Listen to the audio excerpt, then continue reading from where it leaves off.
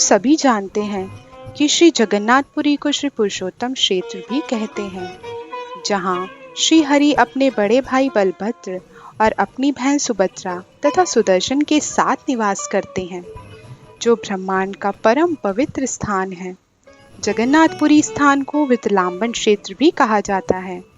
वो इसलिए क्योंकि जगन्नाथ जी तो स्वयं कृष्णा ही हैं, जो कि राधा की विरह की पीड़ा का अनुभव कर रहे हैं और दारू भ्रम के रूप में प्रकट होकर राधा भव सागर में तैर रहे हैं, जो श्री राधा रानी के हृदय में है।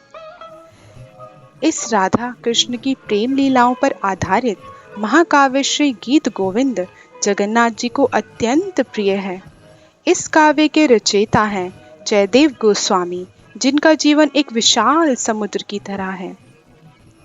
तो गुरुदेव महाराज तथा वैष्णवों के आशीर्वाद से एक ऐसी ही लीला को हम आज प्रस्तुत करने का प्रयास करने जा रहे हैं। जयदेव गोस्वामी, जिनका जन्म 12वीं सदी में बंगाल के केंदु नामक एक गांव में हुआ था। उनके पिता का नाम भोजदेव तथा माता का रमा देवी था। बचपन से ही वह बड़े वैराग्यवर्ती के थे।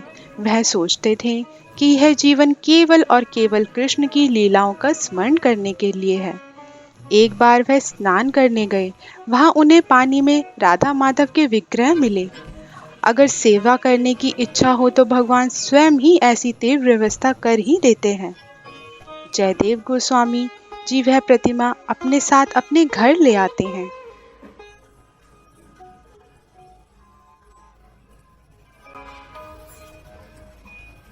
हे गोविंदा हे गोपाल, केशव माधव दीन दयाल। हे गोविंदा हे गोपाल, केशव माधव दीन दयाल। दीन दयाल दीन दयाल, केशव माधव दीन दयाल। हे गोविंदा हे गोपाल, केशव माधव दीन दयाल। वत्स जयदेव, मैं गंगा। प्रणाम माता गंगा। आप भगवान श्री कृष्ण के शुद्ध भक्त हैं। आपकी भक्ति ने मुझ जैसी तीर्थ को आकर्षित कर लिया है, इसलिए अब आपको इतनी दूर नदी में स्नान करने के लिए जाने की कोई आवश्यकता नहीं। मैं स्वयं आपके घर के पास जो कुआं है उस पे वास करूंगी, तुम वही स्नान कर लेना। यह तो आपका प्रेम है माते। आपकी इच्छा है तो मैं यहीं पास के कुएं में स्नान कर लूंगा। प्रणाम। माता गंगा वहां से चली जाती हैं और फिर एक दिन श्री जयदेव जी के मन में आया कि मैं अपने अंतर मन में प्रभु की लीलाओं का दर्शन करता हूँ। क्यों ना मैं इनका गुणगान करूं और वाणी पवित्र करूं, और प्रभु का अनुग्रह होता है तो सारे संसार का कल्याण ही होता है।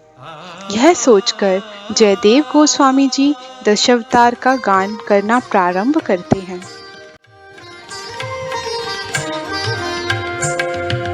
प्रलय पयोधि जले धृतवानसि वेदम्, विहितवहेत्र चरित्रम् खेदम्। केशवधृता मीन शरीरा, केशवधृता मीन शरीरा। जय जगदीश हरे। क्षितिरिह विपुलतरे तिष्ठति तव पृष्ठे। धरनि धारण किन चक्र गरिष्ठे। धरनि धारण किन चक्र गरिष्ठे। केशवधृता कूर्म शरीरा, केशवधृता कूर्म शरीरा। जय जगदीश हरे। जय जगदीश हरे। तव कर कमल वरेन तमाकुत श्री दलित हिरण्यकशिपु तनुभृङ्गा दलित हिरण्यकशिपु तनुभृङ्गा केशवधृता नरहरिरूपा केशवधृता नरहरिरूपा जय जगदीश हरे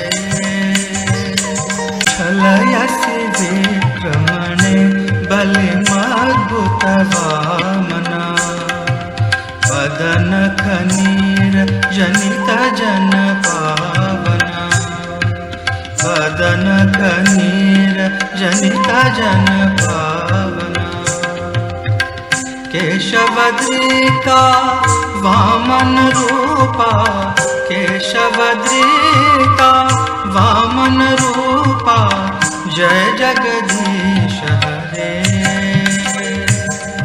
क्षत्रिय रुधिरमये जगदपगत पापम् स्नपयसि पयसि शमित भवतापम् स्नपयसि पयसि शमित भवतापम् केशवधृता भृगुपतिरूपा केशवधृता भृगुपतिरूपा जय जगदीश हरे विकरसि दिक्षुरणे दिक्पति कमनीयम् दशमुखमौलि बलिं रमणीयम् दशमुखमौलि बलिं रमणीयम् केशवधृता रामशरीरा केशवधृता रामशरीरा जय जगदीश हरे श्री जयदेव कवेरिदमुदितमुदारम् शृणु सुखदं शुभदं भवसारम् शृणु सुखदं शुभदं भवसारम् केशवधृता दशविधरूपा केशवधृता दशविधरूपा जय जगदीश हरे जय जगदीश हरे जय जगदीश हरे जय जगदीश हरे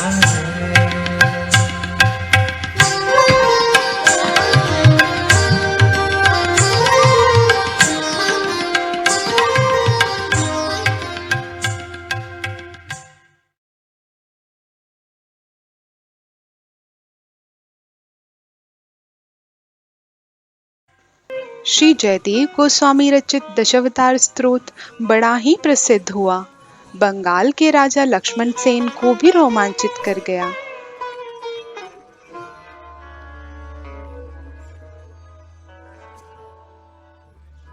वाह, कितनी अद्भुत रचना है यह।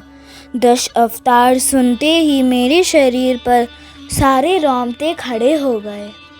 राजन, महान कवि जयदेव गोस्वामी के सिवा कौन ऐसी मधुर रचना कर सकता है? मैं उनसे मिलना चाहता हूँ। कहाँ और कैसे मिल सकता हूँ मैं उन्हें? देखिए, जयदेव गोस्वामी बड़े ही वैराग विरक्ति के भक्त हैं। अगर आप राजा बनकर जाओगे तो वह नहीं मिलेंगे। वह तो राजसी ठाट बाट से दूर ही रहते हैं। आप सादगी वेशभूषा में जाइए। तो तभी राजा लक्ष्मण सेन श्री जयदेव गोस्वामी से मिलने के लिए रवाना हुए।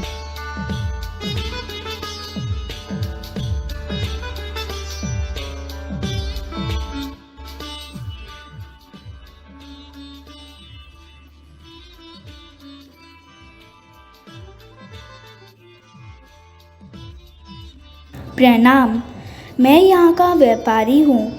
यहाँ से गुजर रहा था तो आपसे मिलने आ गया। वास्तविक में आप लगते तो राजा ही हैं, परंतु वस्त्र तो आपने सादे ही पहने हैं। हाँ, ऐसे ही छोटे से राज्य का राजा हूँ। मैं चाहता हूँ कि आप मेरे राज्य आएं और वहाँ 10 अवतार स्तोत्र गाएं। इससे हमारे राजपाट की शोभा बढ़ेगी। राजा, आप क्या समझते हैं कि मैं लोकप्रियता के लिए गाता हूँ? आप मुझे नहीं खरीद सकते। क्षमा कीजिए, मेरे कहने का तात्पर्य वह नहीं था। हमारे राज्य के पास एक सुंदर स्थान है, चंपाहटी। आप वहाँ निवास कर सकते हैं। मैं वहाँ आकर गीत का श्रवण करूँगा। राजा, मैं आपकी परीक्षा ले रहा था। वास्तविक में आपको राजा होने पर भी तनिक भी अहंकार नहीं है। आपका हृदय एक भक्त का हृदय है, इसलिए मैं आपके प्रस्ताव से सहमत हूँ। आप जब भी मेरे पास आएंगे, मैं आपकी और जगन्नाथ जी की प्रसन्नता के लिए 10 अवतार स्तोत्र गाऊंगा। इस प्रकार हम देखते हैं कि श्री जयदेव गोस्वामी वैराग्यवर्ती के तो थे ही, साथ ही निर्भय और अनासक्त भी थे। राजा लक्ष्मण सेन की विनती को मान्य करके वह चंपाहटी में ही रहने लग गए। एक दिन जब जयदेव गोस्वामी चंपाहटी के सुगंधित चंपा के फूलों से अपनी राधा माधव की सेवा करने जा रहे थे, तो उन्होंने चंपा के फूलों के बीच सुवर्ण कांति धारण किए हुए श्री चैतन्य महाप्रभु के दर्शन किए। भक्त जयदेव, मैं आपके राधे गोविंद का संयुक्त रूप हूँ। मैं स्वयं कृष्ण और राधा रानी का भाव लेकर आज से 300 साल बाद इस नदीप में प्रकट हो जाऊंगा। आपका गीत गोविंद जब पूर्ण हो जाएगा, तब मैं इसका रसास्वादन करूंगा। मेरे प्रभु, हे गौरांग, हे कृष्ण, आपके दर्शन मेरे हृदय को पुलकित करते हैं। मेरा प्रणाम स्वीकार करें। जयदेव, जगन्नाथपुरी में जो जगन्नाथ जी हैं, वह मेरा ही रूप है। इस रूप में मैं आपसे गीत गोविंद रोज सुना करूंगा। अभी जगन्नाथपुरी में जगन्नाथ जी आपकी प्रतीक्षा कर रहे हैं। भगवान चैतन्य महाप्रभु का आदेश समझकर जयदेव गोस्वामी जगन्नाथपुरी के लिए चल पड़े। देखिए, शुद्ध भक्त स्वयं भगवान को आकर्षित करते हैं। जगन्नाथपुरी में भी जयदेव गोस्वामी एकांत में पेड़ों के नीचे ही रहते थे, परंतु भगवान की योजना तो कुछ और ही थी। दक्षिण भारत के एक जगन्नाथ जी के भक्त सुदेव शर्मा अपनी कन्या पद्मावती को भगवान की सेवा में देवदासी के रूप में अर्पण करना चाहते थे। पद्मावती जगन्नाथ जी की कृपा आशीर्वाद से ही प्राप्त हुई थी, परम भक्त भी थी। जगन्नाथ जी ने सुदेव ब्राह्मण को कहा, इस कन्या का विवाह मेरे भक्त जयदेव के साथ होगा। यह दोनों मेरी ही सेवा करेंगे, तो तुम निश्चिंत रहो। भगवान का आशीर्वाद समझकर सुदेव शर्मा ने जयदेव जी के सामने अपनी कन्या का विवाह प्रस्ताव रखा। अनेक बार विरोध करने के पश्चात भगवान जगन्नाथ जी की आज्ञा समझकर जयदेव गोस्वामी पद्मावती से विवाहित हुए। विवाह के बाद दोनों ही भगवान की सेवा करने लगे। कलयुग के मनुष्यों को प्रेम भक्ति की ओर ले जाने के लिए राधा कृष्ण की प्रेम लीलाओं को आधार बनाकर श्री जयदेव गोस्वामी जी गीत गोविंद की रचना करने लगे। राधा कृष्ण के चरणों के प्रति अनुराग उत्पन्न हो, यही उनका उद्देश्य था। स्वामी, आप भगवान की लीलाओं का अपने हृदय में दर्शन करते हैं और बड़े ही भाव से उनका गान भी करते हैं। मैं आपके इस भक्ति में महाकाव्य की रचना पर नृत्य करूंगी और इस तरह भगवान जगन्नाथ जी की सेवा भी किया करूंगी। गीत गोविंद की रचना करते करते जब जयदेव गोस्वामी 19वीं अष्टापदी पर पहुंचते हैं, तब उन्हें एक विलक्षण भाव का अनुभव हुआ। वह सोचने लगे कि इस भाव को संसार में मैं कैसे प्रकट करूं कि श्याम सुंदर विराग के भाव में हैं और राधा जी से प्रार्थना कर रहे हैं।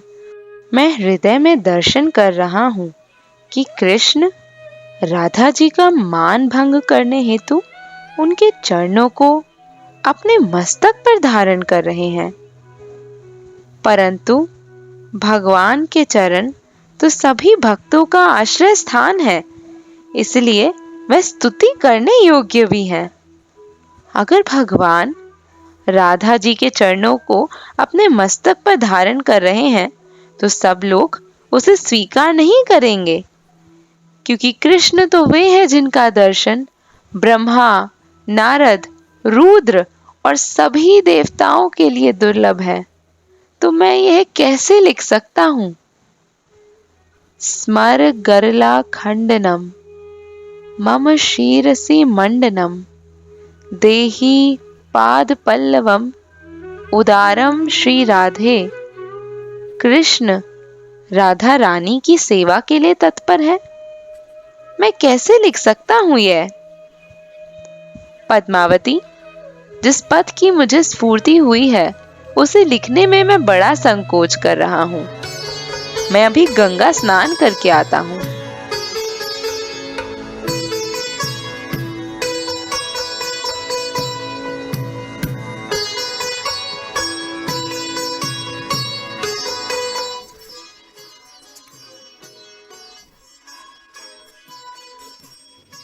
हाँ, अब मुझे ही कुछ करना होगा।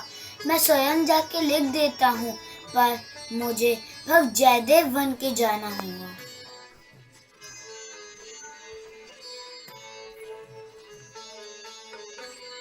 स्वामी, आप तो बड़े ही शीघ्रता से लौट आए। हाँ पद्मावती, मन में एक भाव आया तो सोचा उसे शीघ्र ही लिख दूं, कहीं विस्मरण ना हो जाए। मेरी पोथी तो लाकर दो जरा।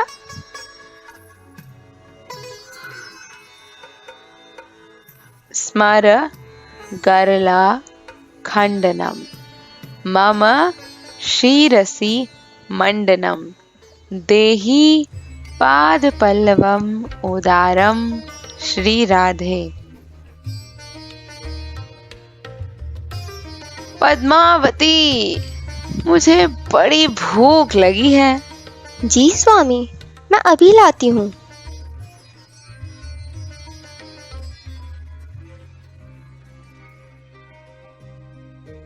पद्मावती, भोजन तो बड़ा ही स्वादिष्ट था। तुम बड़े ही समर्पण से सेवा करती हो। मैं अभी आता हूँ।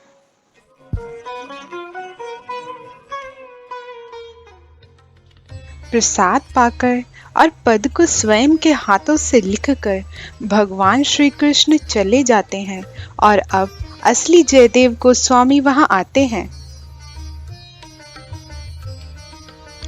अरे, यह तो बड़ी ही विचित्र बात है। यह तो मेरे पहले कभी भी भोजन नहीं पाती थी। शायद मुझे ही आने में विलंब हो गया, परंतु किसी भी स्थिति में वह मेरे पहले भोजन नहीं पाती। पद्मावती, क्या आज इतनी भूख लग गई कि मेरे पहले ही भोजन पा लिया? कैसी बातें कर रहे हैं प्रभु? आप गए थे और आप जल्दी ही तो लौट आए थे। आपने मुझसे गीत गोविंद की पोथी भी तो मांगी थी। फिर आपने वहाँ बैठ के कुछ लिखा भी था। देखो देखो, आपके गले में जो माला थी उसके फूल भी तो गिरे हैं। और फिर आपने भोजन भी तो मांगा था। आपको बड़ी ही भूख लगी थी। आप यहाँ बैठे थे और आपने प्रसाद पाया था, और यही थाली में से तो मैं अब पा रही हूँ। मैं आया था और मैंने पोथी मांगी थी? क्या मैंने लिखा? आप ही ने तो कहा था, आपको जिस भाव की स्फूर्ति हुई है, अगर उसे लिख ना दो तो वह विस्मरण हो जाएगा। मैं तो संकोच में था, इसलिए तो मैं गंगा स्नान करने चला गया था। जरा देखूं तो क्या लिखा है। स्मर गरला खंडनम मम शीरसि मंडनम पद्मावती, देखो तो कितनी सुंदर लिखावट है। यही तो लिखने में मैं संकोच कर रहा था, परंतु पद्मावती स्वयं कृष्ण ही आए थे और उन्होंने ही लिखा है। पद्मावती, पद्मावती, तुम बड़ी ही सौभाग्यशाली हो। तुम्हारे हाथों से उन्होंने भोजन पाया, तुम्हें उनके दर्शन मिले, उनकी सेवा मिली। तुम धन्य हो, तुम धन्य हो पद्मावती। जिस थाली में तुम भोजन पा रही हो, अरे वे भगवान का ही उच्छिष्ट है, मुझे भी दो। आप ये क्या कह रहे हैं स्वामी? तुम इतनी शुद्ध भक्त हो, मैं गीत गोविंद लिखता हूँ, तुम मेरी सेवा करती हो, सहायता करती हो, इसलिए कृष्ण तुम्हारे पास आए। यह तो स्वयं कृष्ण कहते हैं कि मैं भक्तों के दासों का दास हूँ।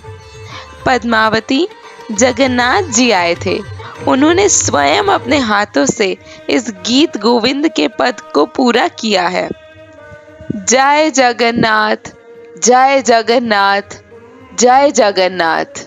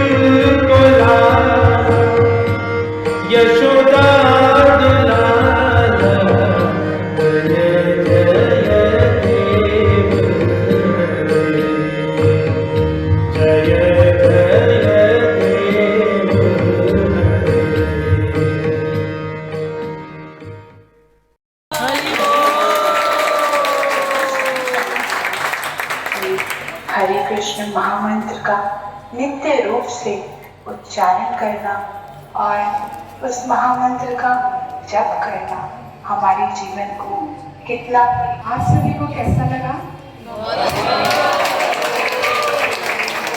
अब मैं सभी गीतकारों का आपसे इंट्रोड्यूस करा देते हैं जिन्होंने बहुत ही मेहनत की है। पहले श्री जयदेव गोस्वामी गौरांग जी, माता गंगा हरिप्रिया, पद्मावती निमाय प्रिया, गौरांग महाप्रभु गंधर्विका, राजा नित्या, राजा का मंत्री मनीषा मधुरिका, देवकी नंदन जो हमारे सबसे नटखट और सबके प्रिय है, श्री कृष्ण बाल कृष्ण। और वामन अवतार में कौन है? जय श्री हरि बोल। सबसे एक बार आप हरे कृष्ण महामंत्र का जाप कर दीजिए। हरे कृष्णा कृष्णा कृष्णा हरे हरे, हरे राम राम राम हरे हरे। और इन सब के पीछे जो मेहनत की सारा स्क्रिप्ट लिखने के लिए, रिकॉर्डिंग करने के लिए, वो थी राधिका। हरे कृष्णा।